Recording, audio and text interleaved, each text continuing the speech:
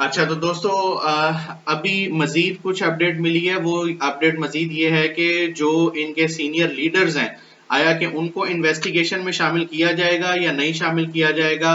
और अगर जो इनके सीनियर लीडर्स हैं जो कि पैसे इकट्ठे कर रहे थे, जो इस कंपनी की अपलाइंस थी या इन्वेस्टर्स थे या इसको ज्यादा प्रमोशन दे रहे थे, और ऑब्वियसली उन्होंने बहुत ज्यादा प्रॉफिट अर्न किया होगा, बहुत ज्यादा पैसा खाया होगा, तो उन लोगों के साथ क्या होगा? उन लोगों को इन्वेस्टिगेशन में शामिल किया जाएगा या नैब या एफआईए उन तक अप्रोच करेगी? और अगर वो अप्रोच करती है तो उन लोगों के साथ क्या होगा, या उन लोगों के लिए क्या बेहतर होगा कि वो लोगों को या नैब को सपोर्ट कर दें कि हम किस तरीके से इस कंपनी को ट्रेस आउट करने में, इसकी डिटेल्स देने में हेल्प आउट कर सकते हैं। तो उसके बारे में सुहेल राशिद साहब जो रिपोर्टर हैं समा टीवी के, उन्होंने क्या अपडेट दी है हम वो सुनते हैं लाइव। आप उनकी जबानी सुनिएगा कि वो क्या कह रहे हैं। मैं लाइव आपको सुनवाता हूँ। ठीक है। सोहेल, ये बताएं कि इनके कुछ टॉप टॉप में सीनियर लीडर्स हैं जिन्होंने शायद खुद भी इन्वेस्ट किया होगा, लेकिन उनको जब आपको अंदाजा हो गया, हमने भी एक इस पर रिपोर्ट की थी, बड़ी जल्दी पता चल जाता है जब आप करीब जाते हैं बिजनेस के कि ये फ्रॉड है। तो क्या वो लोग इन्वेस्टिगेशन का हिस्सा बनेंगे? क्योंकि वो ये क्या कहते नहीं, जान छुड़ा लेंगे जी हमें तो पता नहीं था, हमने इन्वेस्ट किया था और हमने आगे लोगों से इन्वेस्टमेंट लेकर आए। उन पर जो सीनियर लोग हैं उन्होंने तो बहुत ज्यादा प्रॉफिट खाया है लोगों के पास से, और रिकवरी उनसे भी होनी चाहिए, तो क्या उनको हिस्सा बनाया गया इन्वेस्टिगेशन का? देखिए, नैब केस में हमेशा एक विंडो ओपन होती है तमाम एक्यूज जो होते हैं या जिनको भी लगे अप्रूवर बनने की।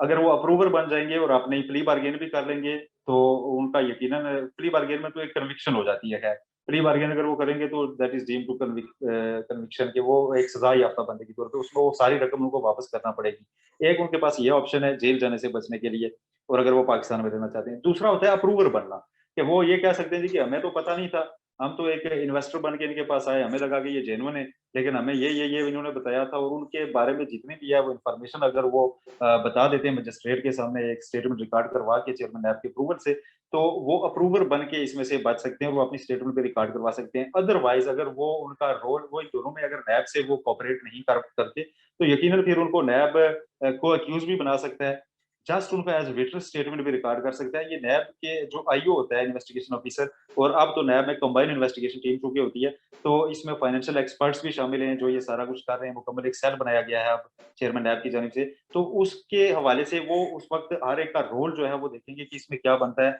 जब उस रोल का तयन हो जाएगा कि किसका क्या रोल है, उसके मुताबिक उसको डील किया जाएगा। अगर तो वो अक्यूज बनता हुआ तो यकीनन उसके वारंट्स निकलेंगे, अरेस्ट भी होगा, एज अक्यूज उसको इन्वेस्टिगेट किया जाएगा। अगर उसको सिर्फ एज विटनेस स्टेटमेंट चाहिए तो वो भी ली जाएगी, एज कंप्लेनर भी वो आ सकता है, अपना क्लेम वो करवा सकता है, या फिर वो अप्रूवल भी बन सकता है। तो ये सारे ऑप्शंस नैब यकीनन उन सारे ठीक है। लोगों के लिए यूज करेगा जो इनके साथ इन्वेस्ट कर रहे ठीक थे। है। अच्छा सोहेल, ये बताएं कि अभी आपने कहा दो पैरेलल इंक्वायरीज चली थी, एक ऑल पाकिस्तान प्रोजेक्ट की और एक B4 U की, लेकिन हमने भी जब इन पे किया तो बहुत सारी कंपनीज के नाम लोगों ने हमें दिए हैं। मैं अभी नाम नहीं लेना चाह रहा, ज़ाहिर है इन्वेस्टिगेशन के बगैर हम नहीं बता सकते, लेकिन क्या नैब के डॉक्यूमेंट्स में या आपके जराए ने कोई कंपनीज हैं ऐसी जिनका नाम बताया है, जिनके खिलाफ इंक्वायरी चल रही है इन दो के अलावा? ये देखिए, इस वक्त नैब में जो हमारे जराये का ये कहना है कि इस वक्त जो प्रॉपर्टी फ्रॉड के बाद जो सबसे बड़ा एक जो सामने आ रहा है, वो ऐसे ही फ्रॉड्स हैं जो मुख्तलिफ सतह पर जारी थे, जिसमें कई ऐसी वीडियोज आपको सोशल मीडिया पे मिलेंगी कि लोग कुरान पे हर्फ लेके लोगों से इन्वेस्टमेंट्स करवा रहे हैं कि इसका आगे आपने हाँ, किसी को नहीं हदीसें बताना। बता के और हदीसों का वाला, कुरान का वाला, ये मल्टी लेवल जी, मार्केटिंग ऐसा ही वाले है। कर रहे हैं। तो इस तरह एक लासानी चिक्स है एक लाहौर में, उसके लिए खसूसी इन्वेस्टिगेशन सेल अब कायम किया गया है। वो भी इसी तरह लोगों से फ्रॉड में मुलव्वस थी।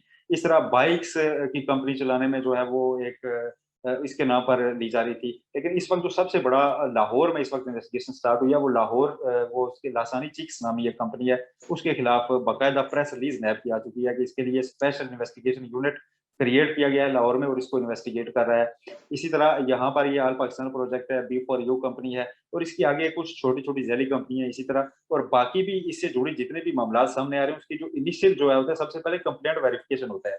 नैब या तो कंप्लेंट वसूल होने पे काम करता है, अगर कोई मुतासरा फ़रीक आ जाए तो तब। दूसरी सूरत ये होती है कि चेयरमैन नैब के अपने नॉलेज में किसी मीडिया रिपोर्ट से या सोशल मीडिया रिपोर्ट से ये आ जाए। सुहेल, मेरा आखिरी सवाल आपसे ये होगा कि ये जो लोग हैं बेसिकली, जो आपने कहा कि क्लेम लोग जमा करा सकते हैं नैब के साथ, तो इनकी रिकवरी के चांसेस क्या हैं? क्योंकि जो लोग आखिर में आए होंगे, ज़ाहिर है उन्होंने तो ना इतना प्रॉफिट बनाया होगा, ना उनकी अपनी ओरिजिनल इन्वेस्टमेंट रिकवर हुई होगी, तो क्या चांसेस हैं इनके पैसे रिकवर होने के? देखें, जल्द चांसेस यही होती हैं रिकवरी के कि अगर प्ली बार्गेन इस केस में हो जाए। अगर वो अपना एतराफ़ जुर्म कर लेते हैं और वो अपनी रकम वापस करने पर तैयार हो जाते हैं प्ली बार्गेन में सैफुर रहमान, और वो कहते हैं कि मैं सारी रकम वापस करूँगा, क्योंकि इसमें तो इन्वेस्टर्स हैं, उन सबको नैब ने रकम वापस करनी है प्ली बार्गेन की सूरत में। तो माज़ी में जितनी भी प्ली बार्गेन ऐसी होती रही हैं, उसमें हमने देखा कि कुछ ने तो असल से भी ज़्यादा रकम वापस की है, इसलिए कि जो मुतासरा फ़रीक थे वो 4-4 5-5 साल से सफ़र कर रहे थे, तो उससे ज़्यादा फिर रकम दी गई। जैसे एक हाउसिंग फ्रॉड था रावलपिंडी का मशहूर lucky Ali housing societies, 11 societies उन्होंने रजिस्टर करा रखी थी और उनकी एक भी सोसाइटी नहीं थी। उन्होंने 2 अरब रुपए वापस किए थे, जो लोगों से उन्होंने इंस्टॉलमेंट्स के लिए वो की मद में लिए हुए थे। तो उनका कुछ क्लेम जो है उससे कम बनता था, लेकिन चूँकि लोग इन्वेस्टमेंट की गर्ज से था, तो उनको फिर वो 2 अरब रुपए लोगों में वापस तक़सीम किए गए। ऐसे ही इस केस में फौरी रिकवरी जो है वो सिर्फ़ प्ली बार्गेन से मुमकिन है। अदरवाइज़ अगर ये ट्रायल चला जाता है अदालत में और सिर्फ़ केस चलता है, तो केस का फैसला होने में लॉ अगरचे कहता है कि 30 दिन में होना चाहिए, लेकिन 30 दिन में होता नहीं है। मुज़ाहरा स्कैंडल बहुत पुराना है और उसके कई रेफरेंसेस अब भी ज़ेर-ए-समाअत और उनके फैसले होते आ रहे हैं। 8-9 केसेज़ में सज़ाएँ हो चुकी है, मुफ्ती एहसान को सज़ा हो चुकी है, उन पे फाइन भी हुआ है, लेकिन जो मुतासरा फ़रीक़ैन है मुज़ाहरा के, वो तमाम अभी तक जो है अब भी वो अपना क्लेम इसलिए माँग रहे होते हैं कि सबको रकम अभी तक नहीं मिल सकी।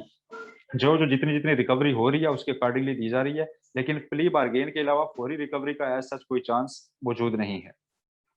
सुहेल, बहुत-बहुत शुक्रिया, बहुत तफ़सील दी आपने हमें, और इसमें अगर कोई और डेवलपमेंट होती है इस केस में हम आपको फिर परेशान करेंगे। बहुत शुक्रिया।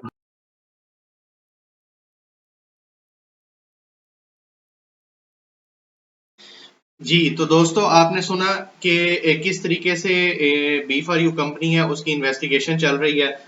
तो प्लीज़ बहुत-बहुत ख़्याल रखा करें, बहुत एहतियात से अपनी इन्वेस्टमेंट्स को रोल ओवर किया करें। ज़ाहिर है काफ़ी यहाँ पर इस वक़्त जॉबलेस है यूथ हमारी पाकिस्तान में, गुर्बत भी बहुत है, बहुत ज़्यादा परेशानियाँ हैं, महँगाई है।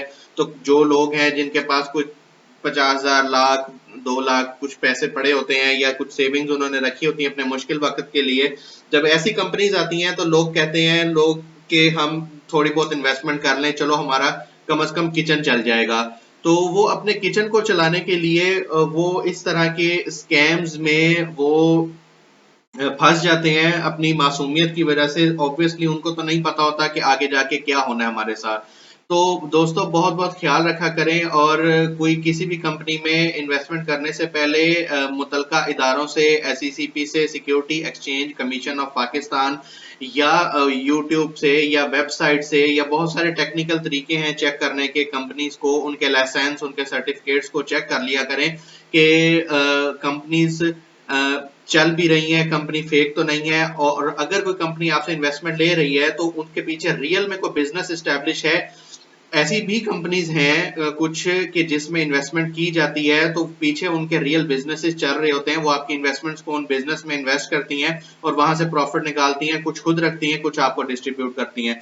लेकिन ऐसी कंपनीज जो आपसे पैसे लेती हैं, फिर दूसरे बंदे से पैसे लेती हैं, फिर दूसरे से पैसे घुमाती रहती हैं और आप ही के पैसों में से उठा के आपको वापस पैसे करती रहती हैं, तो ऐसी कंपनी से बच के रहा करें और थोड़ी सी कॉमन सेंस इस्तेमाल किया करें, अपना दिमाग इस्तेमाल किया करें, ताकि आप आने वाली परेशानियों से या इन केसेस से या इन फ्रॉड से बच सकें।